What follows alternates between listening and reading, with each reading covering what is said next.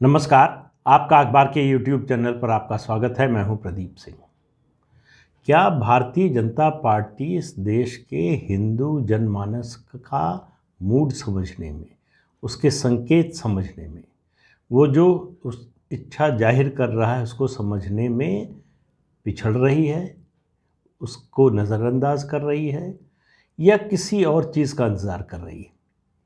ये समझना थोड़ा मुश्किल हो रहा है। कारण उसका ये है कि देश में इस समय जो माहौल बना हुआ है, जिस तरह से भाजपा विरोधी सारी पार्टियां हिंदुत्व विरोधी खेमे में खड़ी हो गई हैं, ऐसे में भारतीय जनता पार्टी के लिए एक मौका है अपने हिंदुत्व के एजेंडे को विस्तार देने का। उस पर हिंदू पार्टी होने का या हिंदुत्ववादी पार्टी होने का लेबल उसके विरोधियों ने लगाया है।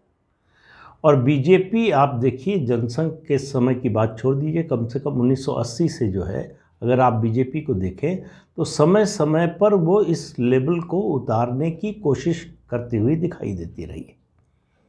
बार बार वो इस बात का संकेत देती रही है कि वो दरअसल सेकुलर खेमे में आने के लिए उत्सुक है, सेकुलर खेमे से रिकॉग्निशन पाने के लिए जो है लालायित है। इसके लिए पार्टी जो है समय समय पर अलग अलग तरह के समझौते करती रही है। और एक समय तो जो है, जब एनडीए का एजेंडा फॉर गवर्नेंस बना तो बीजेपी ने अपने तीनों कोर इश्यूज छोड़ दिए। अयोध्या में राम जन्मभूमि पर राम मंदिर का निर्माण, अनुच्छेद 370 जम्मू कश्मीर से हटाना और कॉमन सिविल कोड, ये जो तीन कोर इश्यूज थे उसने छोड़ दिया। उसका नतीजा ये हुआ कि 2004 में उसका नतीजा 1999 भी ही दिखना शुरू हो गया था।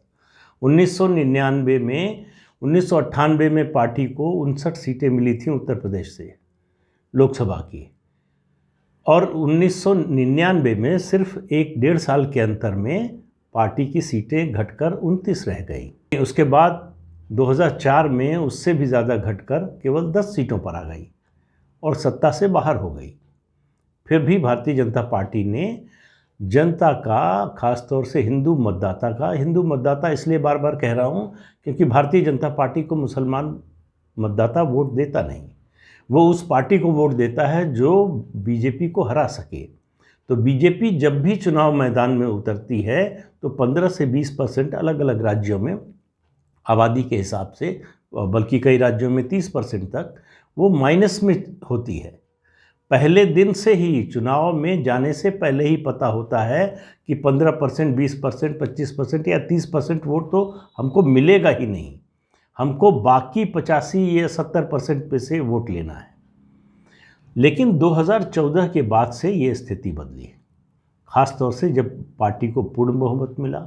उसके बाद 2019 में उससे बड़ा बहुमत मिला। तो एक तरह से हिंदू जनमानस ने साफ संकेत दिया कि आप अपने एजेंडे पर चलिए, हम आपके साथ हैं। मुस्लिम वोट के बिना भी हम केंद्र में, राज्य में आपको सत्तारूढ़ कर सकते हैं। उत्तर प्रदेश में उससे बड़ा मैंडेट दिया। अकेले 312 सीटें मिली 403 में से भारतीय जनता पार्टी को।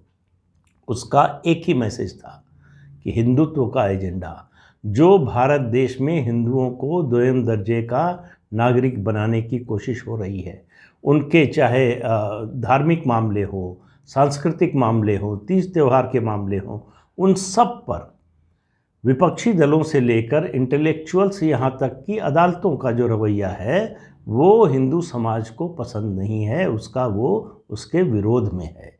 उसने ताकत दी प्रधानमंत्री नरेंद्र मोदी को कि आप इस दिशा में कदम उठाइए, हम आपके साथ हैं।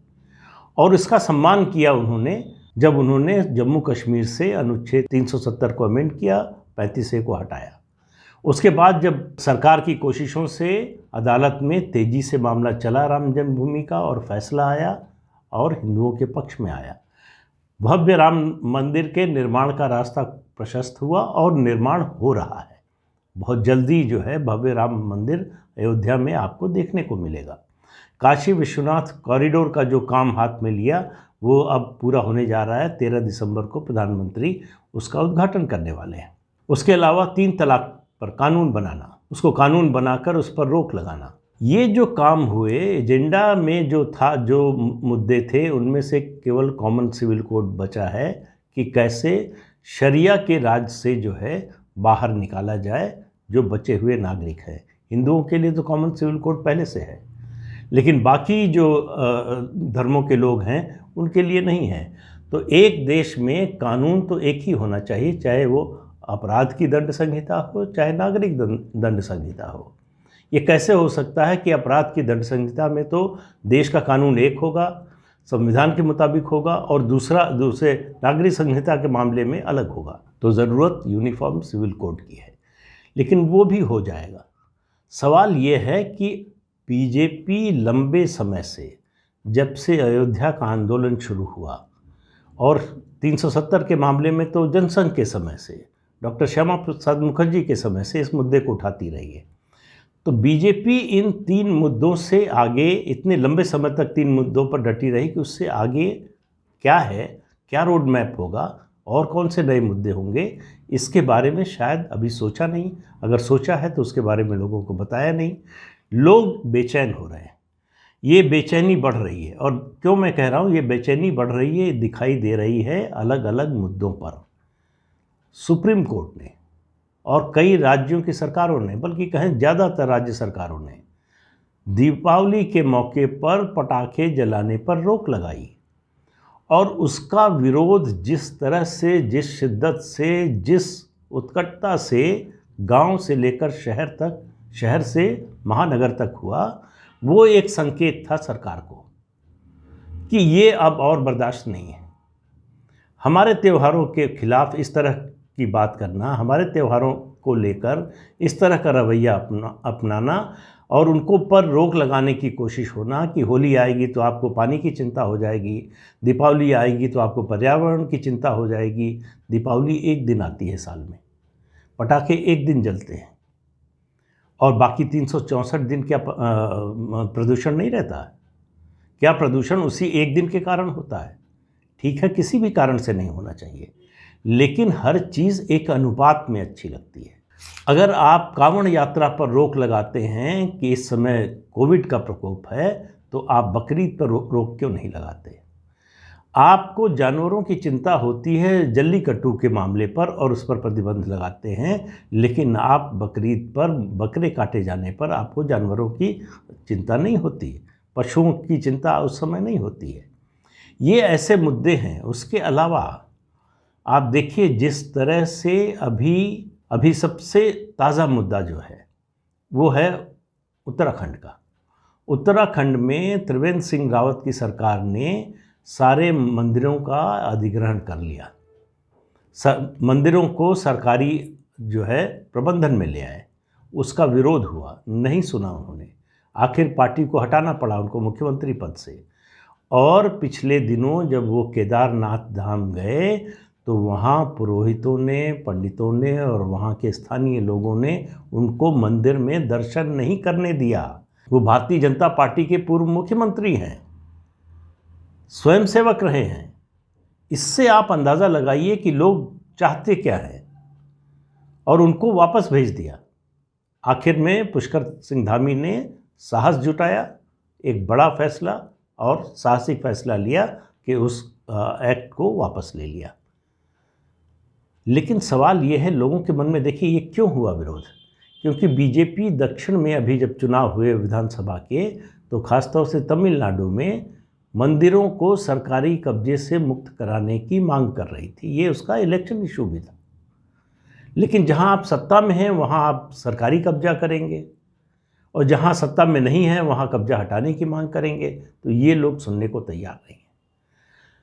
हिंदू जनमानस में इस बात को भी लेकर चिंता है, एक असहज स्थिति है कि सीएए पर शायद अपने विरोधियों के एजेंडे से पार्टी सहम गई है। वरना क्या कारण है कि 2 साल हो गए, अभी तक उसको लागू करने के लिए उसके नियम नहीं बनाए गए। बार बार पूछा जाता है कि कब नियम बनाए जाएंगे। अभी तक सरकार ने कुछ तय नहीं किया है कि नियम कब बनाए जाएंगे। एनआरसी ठंडे बस्ते में चला गया है, ये तो दिखाई दे रहा है। हिंदू जनमानस लगातार संकेत दे रहा है। 2018 के कर्नाटक विधानसभा चुनाव के दौरान कांग्रेस पार्टी ने लिंगायतों में बंटवारे की कोशिश की, एक वर्ग को जो है माइनॉरिटी का दर्जा देने की कोशिश की, लेकिन बंटना स्वीकार नहीं किया हिंदू समाज ने। ये बीजेपी के लिए संदेश था कि आप स्टैंड लीजिए, आप खड़े होइए। अब लोग जानना चाहते हैं कि भारतीय जनता पार्टी का और केंद्र सरकार का हलाल की इकॉनमी पर क्या राय है उनकी, इसके बारे में कुछ क्यों नहीं हो रहा है। धर्म परिवर्तन को लेकर राष्ट्रीय स्तर पर कानून क्यों नहीं बनना चाहिए। तो सवाल ये है कि जिन 3 मुद्दों पर ठहरी हुई थी बीजेपी, क्या वो उससे बाहर निकलकर एक व्यापक हिंदुत्व के मुद्दे पर काम करने, उसको विस्तार देने के लिए तैयार है। प्रधानमंत्री ने इस बार 15 अगस्त से पहले 14 अगस्त को विभाजन विभीषिका दिवस की घोषणा करके, उसको मनाने की घोषणा करके एक संदेश दिया था कि विभाजन की जो विभीषिका थी, जो दर्द है, उसको हम भूले नहीं हैं, उससे हमें सबक लेना चाहिए, उस इतिहास को याद रखना चाहिए ताकि भविष्य में उसे दोहराया न जा सके। लेकिन उनकी उस घोषणा के बाद उस मुद्दे पर उससे आगे कुछ हुआ नहीं। इसी तरह से शिक्षा में पाठ्यक्रम को लेकर जिस तरह से पाठ्यक्रम में पिछले 70-75 साल में उसको दूषित करने का काम हुआ है, उसमें भ्रांत धारणाएं, गलत तथ्य, इतिहास को तोड़ मरोड़ कर पेश करने की कोशिश, हिंदू धर्म को नीचा दिखाने की कोशिश, हिंदू धर्म को कमतर दिखाने की कोशिश, ये सब हुई। उसको दूर करने का अभी तक कोई व्यापक प्रयास नज़र नहीं आ रहा है। 7 साल हो रहे हैं केंद्र सरकार को।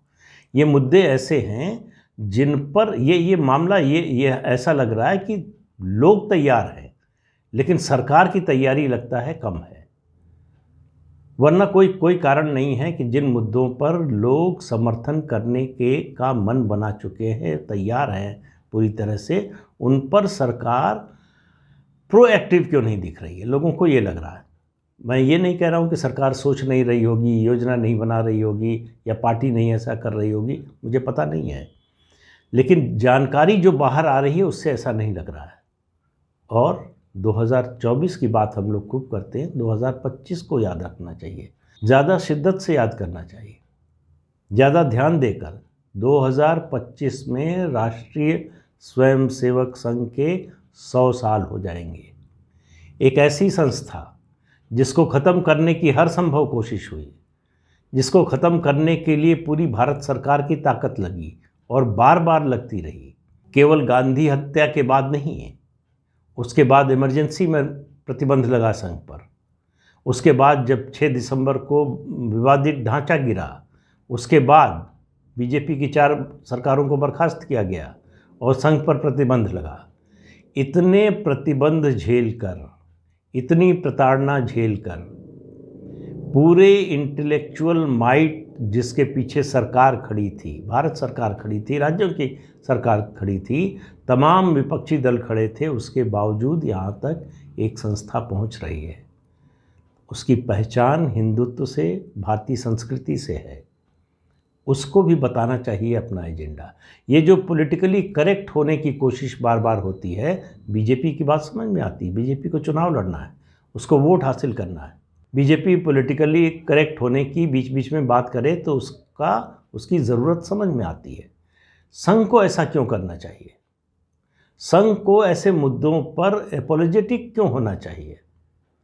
संघ को ऐसे मुद्दों पर प्रोएक्टिव क्यों नहीं होना चाहिए? ये सवाल, ये बातें, ये मुद्दे हिंदू जनमानस के मन में कुलबुला रहे हैं। लोग इन सवालों के जवाब जानना चाहते हैं कि हो क्या रहा है। मुझे नहीं लगता कि पिछले 75-76 सालों में, 47 के बाद से, या बल्कि कहें उसके पहले से भी, कभी इस तरह का माहौल बना हो, कभी इस तरह का वातावरण बना हो जहां हिंदुत्ववादी शक्तियों के लिए सबसे अनुकूल वातावरण हो। सवाल यह है हिम्मत दिखाने का। तो उम्मीद करनी चाहिए कि सरकार और भारतीय जनता पार्टी कुछ कर रही होगी, संघ भी कुछ कर रहा होगा। जो कर रहा है उसकी जानकारी भी लोगों तक आनी चाहिए कि नया एजेंडा क्या है, आगे क्या, आगे का रोड मैप क्या? ये कम्युनिकेशन का जो गैप है ये बात को बिगाड़ सकता है। अगर आप तैयारी कर रहे हैं, सचमुच कुछ हो रहा है और बताया नहीं जा रहा है, तो लोगों के मन में निराशा पैदा होती है, फिर उसका परिणाम बहुत अच्छा नहीं होता है। तो उम्मीद करनी चाहिए कि इस बारे में ये सभी लोग कुछ सोचेंगे, कुछ बताएंगे, कुछ करेंगे। तो आज के अंक में इतना ही, अगले अंक में फिर मिलेंगे किसी नए मुद्दे के साथ। तब तक के लिए इजाज़त दीजिए, नमस्कार। आपसे अनुरोध है कि ये चैनल देखिए, शेयर कीजिए, लाइक कीजिए और सब्सक्राइब ज़रूर कीजिए। नमस्कार।